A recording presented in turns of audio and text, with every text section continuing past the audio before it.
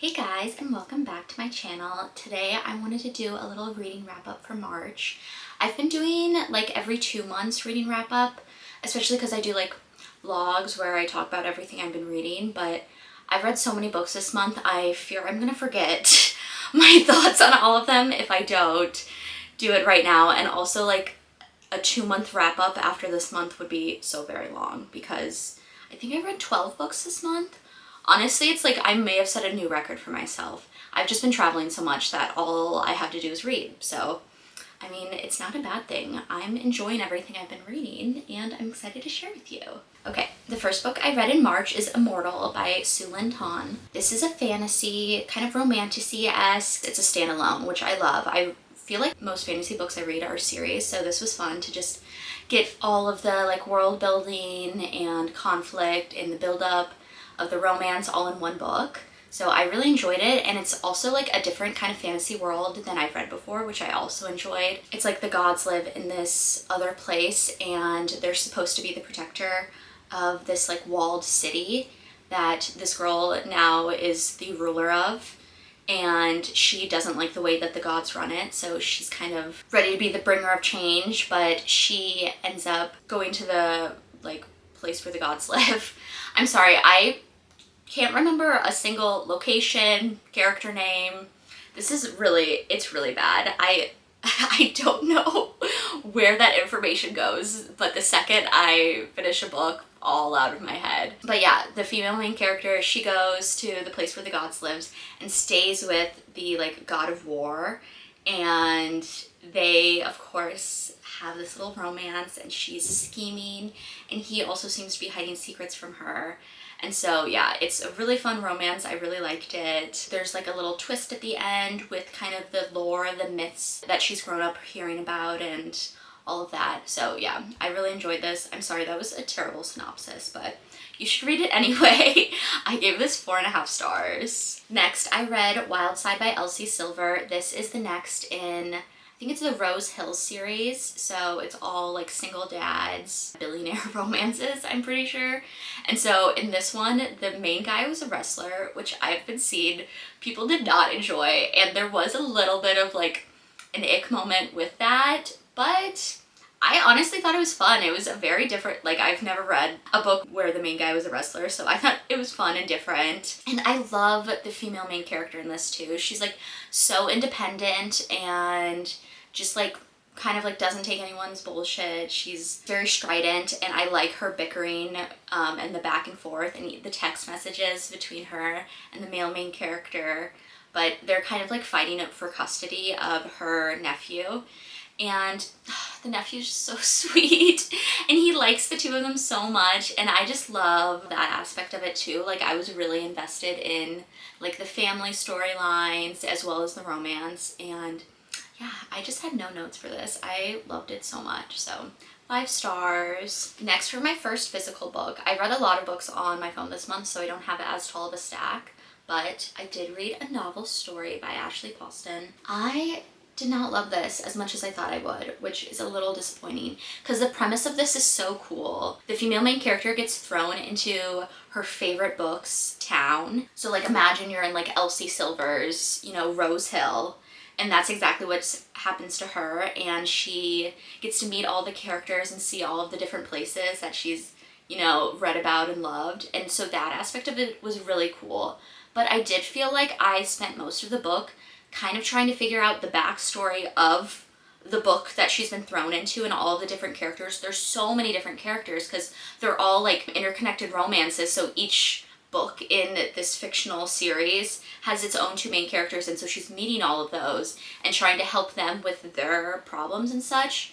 And so then I'm just trying to keep track of all of their characters, and I'm not really caring as much about the main character, her journey and her romance and kind of what she's working through and the reason why she's like happy to stay in this town. So I thought all of that kind of took a back burner, and if it wasn't, you know, like a romance and this was just a contemporary fiction, kind of like Once Upon a Time-esque, that is what it reminded me of, even though it's not like fairy tale, but like no one knows that it's like a fictional town. So if that was the concept of it, I would really like, but it's supposed to be, you know, a romance and I wasn't really invested in the romance of this at all. So that was a little disappointing. I still give it 3.5 stars because it was entertaining and I enjoyed reading it, but yeah, not my favorite by her. Next, I read The Charlie Method by Elle Kennedy. This is the next in her, I think it's the Graham Effect series. I don't actually know the name of the series, but this is the spin-off of the original The Deal, The Chase,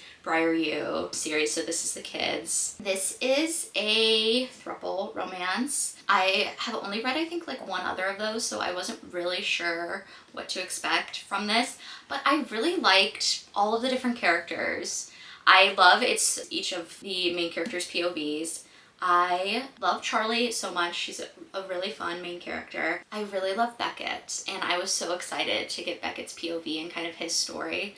Will, I didn't feel as connected to, and there is just like kind of a weird aspect of this in that they're a throuple, but it's like, it's basically like she's dating the two of them, and the two of them are just like okay with that. Like they're not, like the two guys don't consider themselves to be in a relationship. So it's just like kind of off, like kind of odd to me. I don't know. Yeah, I mean, first of all, this is huge. So this is like 500 pages. It's like good smut. They each have like good storylines, but like the actual relationship, I don't know, is just kind of interesting, but I thought it was good.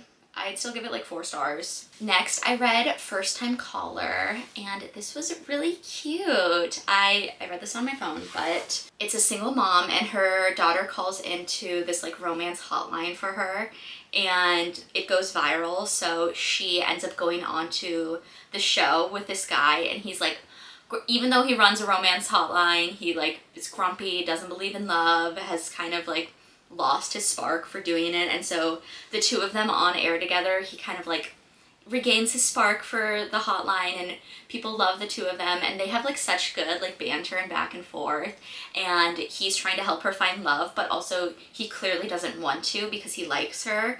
So that's just like a fun little aspect of it. A lot of like jealousy there, which I do enjoy to read about. But yeah, I thought it was really cute. I loved all the side characters too, like the daughter and her ex-husband and the other people who work on the hotline. Like I just thought it was a lot of fun. So I gave this 4 stars, and I would recommend. It's really cute. Next, switching over to a little thriller, I read The Reappearance of Rachel Price by Holly Jackson. Love Holly Jackson. She's the one who does A Good Girl's Guide to Murder. I think I might have read all of her books. I'm not sure, I'll have to check on that, but I enjoy all of her books. She kind of has like a similar female main character that she does in most of her books. It's always like a young teenage girl, and she's always like kind of independent, doesn't have a lot of friends, one-track minded, and like a detective. So I enjoy it so much. And this one, her mom went missing, I think it's like 10 years ago, and her mom comes back, and so she doesn't trust her mom and like is trying to figure out what happened because she doesn't believe her mom's story. And so she's like kind of doing some digging into her family, and honestly, like the twist is really good at the end. I guessed like half of it, but the other half I was surprised by, so it's really good. I really enjoyed it. And I feel like it's kind of different than her other books. It's not really as much of like a case that she's looking up, because it's like the case is technically solved, you know, like her mom's home, but what she's trying to solve is like what happened in the in-between years since her mom has come home. I thought it was like a little slow, like in the first half, not a lot is happening, but once you start getting the revelations, it's really cool, and I really liked how it like all came together. So I give that 4 stars. Next, I read The Naturals by Jennifer Lynn Barnes. I read the Inheritance Game series by her. I don't think I finished the last book, but yeah, so I started that series and I read the first 3 books. I'm currently reading the 4th now. This was like such an easy read. Like I flew through these. It's teenagers in the FBI, which immediately drew me in. So this main girl, she's like always had this talent for like looking at someone and being able to profile them and kind of like guess what their personality is and other things about them. And so she joins a group of other kids who have similar talents. So there's another profile, there's someone who can always tell when someone's lying and can also tell really good lies. There's someone who's really good with statistics, and then there's someone who can like read people's emotions. And so they are working on like cold cases to solve cold cases, and then they're also getting pulled into active cases, which is super interesting because each of them kind of have connections. They have kind of like fucked up backgrounds, so they have connections to other cold cases. So like her mom was murdered. One of the other guys, like his dad is a serial killer, and all of the cases I'm realizing kind of build up to the 4th book. So I'm on the 4th book now, and I'm really enjoying like seeing how it's all being brought together. And yeah, it's a lot of fun. There's a bit of a love triangle. I don't love where the love triangle has gone, unfortunately. Not the person I would have chose, but yeah, so there's a little bit of a romance there, but it's mostly just like inside the main female character's head and her like kind of like profiling and trying to solve these cases. And it's a bit of like a thriller aspect once she like gets closer to solving. These books are a lot of fun and I would recommend. I think like the series overall I give like 4 stars, but I'll come back to that once I finish the final book. Next, I read Sunrise on the Reaping by Suzanne Collins. I don't even know where to start. I loved this book so much. Like, I, at the same time, wanted to finish it in one sitting and, like, wanted this to last forever because I loved it so much. And I, like, went in with very high expectations, as I feel like most people did, just because Haymitch is such a great character in the series, and everyone wants to know what happened during his games. And even, like, the build-up to the games was so good. Like, I love getting to meet the other tributes, especially the ones from District 12. I love seeing, you get to see a little bit of early Effie and also like some backstory to District 12, which I thought was super interesting. And like the way it ties into like Katniss's story and like the parallels to her. And I just feel like Suzanne Collins is a genius. I'm like, did she know that she was gonna write this from the beginning? Like, cause the way it like draws back to the original trilogy plus Ballad of Songbirds and Snakes is so good. There's all these little details that I'm like, wait. And she brings in some of the tributes from Catching Fire. It's literally just like a who's who. It's so good. And then it's just so sad. Like you think you know like how sad Haymitch's story is gonna be just because of like where he is in the original trilogy. But it's like even sadder than you think it is gonna be. And yeah, I was like sobbing at the end of this, and the epilogue, oh my god, I like can't wait for this movie. I can't wait to see this visually because I like pictured it in my head, but I'm so curious what it looks like as a film. So I give this 5 stars, no notes, read this immediately, please. Next, I read Good Material by Dolly Alderton. She's the one whose memoir I read and I loved. So I was curious what her fiction would be like.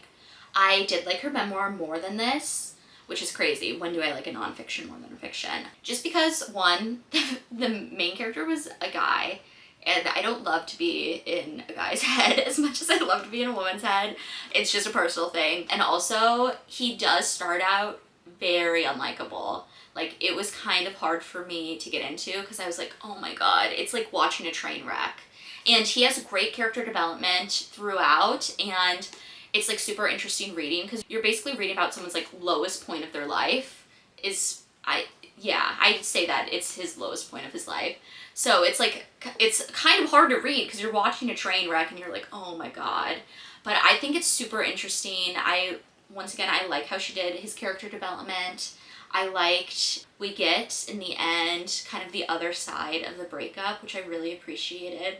And she's just a really good writer, and she's really good at like crafting a story and kind of making you feel all these different things. So I still did enjoy this. I give this like a 3.5 stars. Next, I read a novella, Six Scorched Roses. This is by Carissa Broadbent, and it's part of the Serpent of Wings and Night series. I read the duology, and I didn't read this novella, which I kind of wish I did now because I'm pretty sure that these characters show up in the second book, and I would have loved to see kind of like where they go from the novella to the second book, but I'm still glad I read it because it's so cute. Like, this is what I picture to be like a perfect novella. It had good development of plot, there's good romance, like fully developed, and I mean, I flew through this. I was super invested in it.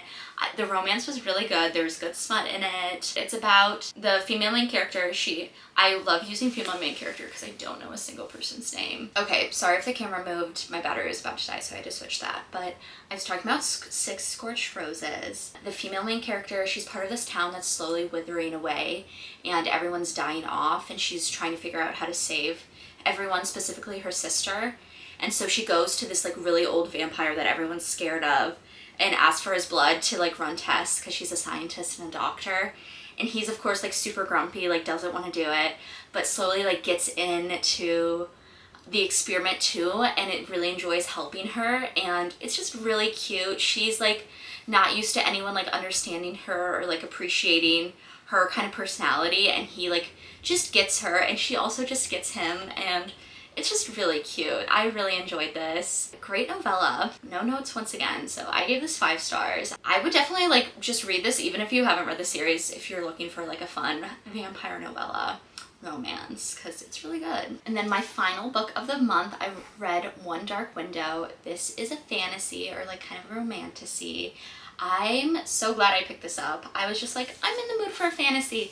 And this was so good. This is a duology, I'm pretty sure. I'm like itching to read the second one. I might go buy it today because, oh my god, I love this so much. And of course ended on a cliffhanger, so I need to know what happens to them. But this is about Elsif and Raven. And Elsif is, okay, I'll set up the world first. So they live in a world where magic is outlawed, and if you have been like touched by it, which means like your veins go black and you like can perform magic, you're basically killed off as a child. And so she realizes, I think around like 10, she gets the infliction and she's able to hide. And then it's Raven, and he's the head of like the guards that capture these people and, you know, help kill them. So it's a very interesting romance between the two of them. And then the world too is magic is outlawed, but the only magic you can do is through this like deck of cards, almost kind of like tarot cards, but I think they might be different. And so if you have a card, you can use it and tap it and perform magic that way.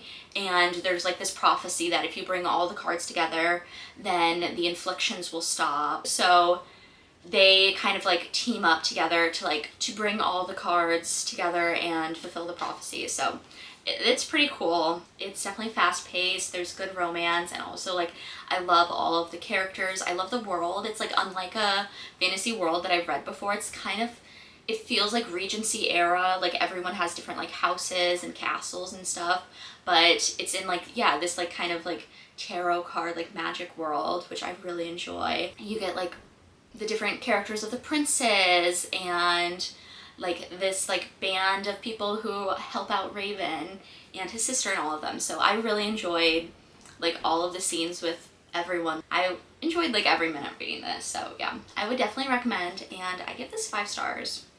No notes. That is everything I read in March. Great reading month. Yeah, I definitely think I read more this month than I ever have before, and I enjoyed every second of it. So thank you guys for watching, and I will talk to you soon.